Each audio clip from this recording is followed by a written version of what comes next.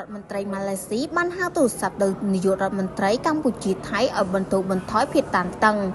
លោកអាវ៉ាត់អ៊ីប្រាហ៊ីនាយករដ្ឋមន្ត្រីម៉ាឡេស៊ីបានតាក់ទងមកកាន់នាយករដ្ឋមន្ត្រីកម្ពុជាថៃដើម្បីពិភាក្សាពីការផ្ទុះអាវុធដែលកើតឡើងនៅតំបន់ព្រំដែននៃប្រទេសទាំងពីរ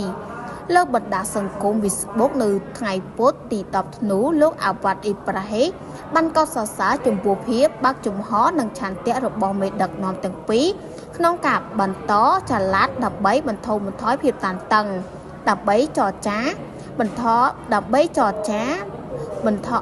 របន្ថយភាពតានតឹងនិងជៀសវាងការយល់ខុសដែលអាចធ្វើឲ្យស្ថានភាពកាន់តែអាក្រក់ឡើងលោកបន្តថាខណៈពេលដែលយើងមិនទាន់មានគំនិតដំណោះស្រាយច្បាស់លាស់នៅឡើយកិច្ចខិតខំប្រឹងប្រែងការបន្ទូតបន្តបានជាធានាមិនឲ្យមានឧបសគ្គហេតុធ្ងន់ធ្ងរបន្ថយទៀតឡើយក្នុងអំឡុងពេលម៉ោងដ៏ធ្ងន់ធ្ងរទាំងនេះលោកបើតាមលោកអ៊ីនប្រាហ៊ីម៉ាឡេស៊ីនឹងបន្តគ្រប់គ្រងការសន្ទនាប្រកបដោយសុវត្ថិភាពដំណោះស្រាយដោយផ្អែកលើច្បាប់អន្តរជាតិនិងកិច្ចសហប្រតិបត្តិការក្នុងតំបន់ដើម្បីរកសេរីភាពនិងសុវត្ថិភាពនៃតំបន់របស់យើងទាំងជាមួយគ្នា